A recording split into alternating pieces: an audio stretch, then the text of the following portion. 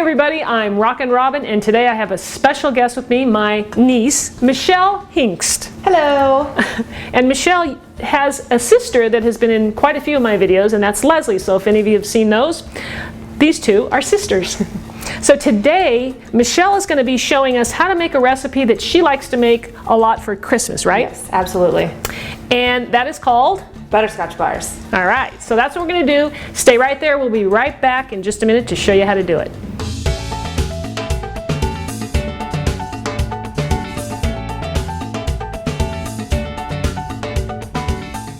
This recipe is really simple to make. It's like one pot deal, and Michelle is going to tell us about all the ingredients that go into it. So go ahead, Michelle. Okay, so first we've got our brown sugar, and then flour.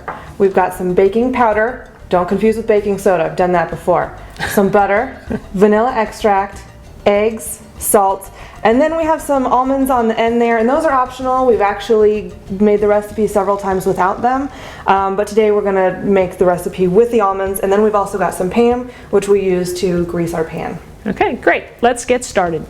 The first thing we want to do is get a saucepan. I don't know how many quarts this is. Large saucepan. Large saucepan. We're going to put the temperature on medium heat.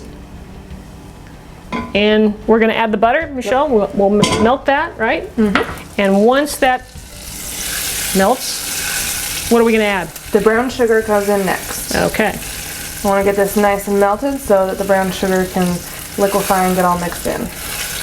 And this is what makes the butterscotch flavor of the butterscotch balls, yes, correct? This is the most important part of it right here.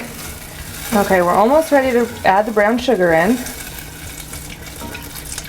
You can see there's only a little bit left of the butter in solid form. Okay, we're ready. All right, let me do this gently so it doesn't splatter. Okay. Okay, so I'm going to stir that. Okay. And you leave the temperature on medium still? Correct. Okay. And then after the brown sugar gets all melted and mixed in, then we're going to take it off the heat and let it cool. All right. But this makes the wonderful butterscotch part right here. It's all blended in, so now we're going to just take it off the stove. Is that correct? Shall I turn off the fire? Yep, and I'll move it over here. Now let's add one egg at a time. All right. And then you want to stir that up. Get that all mixed in. Break that yolk. And right now there's no heat on it, correct? Correct. Okay, so now we can add in the second egg. All right, there's a second egg. And just stir that till it's incorporated well, right? Yep, and then after that's done, then we'll add in the vanilla. Okay. Okay, now let's add the vanilla. Okay, so now for our dry mixture, we're going to combine our 3 ingredients into this bowl. So we've got our flour, our baking powder, and our salt. Okay, go ahead. You got the flour, and here's the baking powder. And here is the salt. So we just want to combine this? Yep, just want to stir it up. All right. So then what we'll do is we'll take that and we will stir it slowly into the saucepan. Perfect, okay. So if you want to spoon it in slowly, I will stir. Alrighty, here we go. We can incorporate this a little bit at a time, that way we don't get clumps. So Michelle, while you're almost, you are almost finished there blending all that in. Yep. We need to spray our 9x13 pan. Mm-hmm. Get it all nice and greased so we can get the bars out. I'll just spray with a little bit of Pam so that it doesn't stick. And we've got our oven preheating to 350, so that's just about ready to go. So I guess basically all we need to do now is just pour that into this, right? Yep. That's it? That's simple. all. I love it. Yes. All right, so just pour it right in there. I love these one pot I know, me too. dishes. They're great. I'm famous for using one pot to cook things. Less dishes. Yeah. Now you like to make this at Christmas time, right? Yes. It's like a traditional thing for you? Yes, every year. Every year. Okay. We found the recipe a long, long time ago, and we've been making it ever since. Now we've talked about almonds in this recipe. I know you don't care for the almonds, and I think you like to leave them out. Right. But I wanted to kind of try it where we do maybe, let's just do half. We'll sprinkle some almonds on top on just half of this. Okay. And you can try it out and see what you think. I'll do a taste test. All right. So now we're ready to pop this in the oven at 350 for between 20 and 25 minutes. Yep. Here is our butterscotch bars out of the oven. Looks pretty good, huh, Shell? Yes. All right.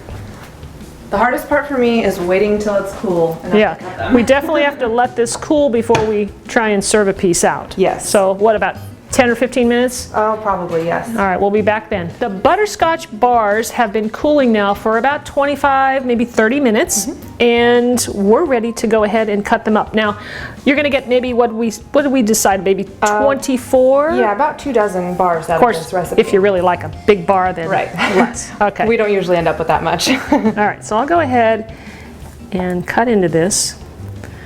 And you want to try the almond section, right, Michelle? Yes, I do. Okay, so I'm going to cut this one up. Hopefully I can get it out of there. The first one is always the hardest. Yes. All right, look at that. Looks pretty good, huh? Yep. All right. Smells smell the aroma. amazing. All right, so I'm going to bring this over to you. Okay. Now, do these last very long? Can you? How would you store them? Well, I'll wait till after you take that bite. So good. Yeah, this reminds you of Christmas time. Now, how is it with the almonds? Typically, actually. you don't have it, Right. We normally have not done it with the nuts. but it gives it a nice really little like it, though. texture change, I think, right? A little crunch. Nice little crunch on top. It's really nice. Okay, you might And have the to. flavor is so good. It's amazing, huh? Yeah. All right. So, as far as storing these, what would you recommend? We don't usually have to worry about it because we eat them all. But Tupperware works fine. In the Or a refrigerator, plate. or just leave it out? We've always just left them out. Okay, We're then gonna we'll play do with that. saran wrap for travel. Okay, cool. Since we're always taking it to family's house, but yeah. Very good. Well, everybody, I hope you'll give this recipe a try. It's doggone simple to make, right? I mean, it's just one pot in and out, and it's great. So be sure and subscribe to my channel and leave us a comment. Let us know what you think about this recipe, and share it too with on Facebook. So I guess that's it. Thank you, Michelle, for sharing this great recipe with us. Thank you. And we'll see you all next time. Thanks for watching. Bye. Hi everyone, I'm Rockin' Robin from CookingMexicanRecipes.com, and today I'm going to be making some homemade chocolate ice cream. Now, I don't know about you, but I am a fanatic when it comes to chocolate ice cream.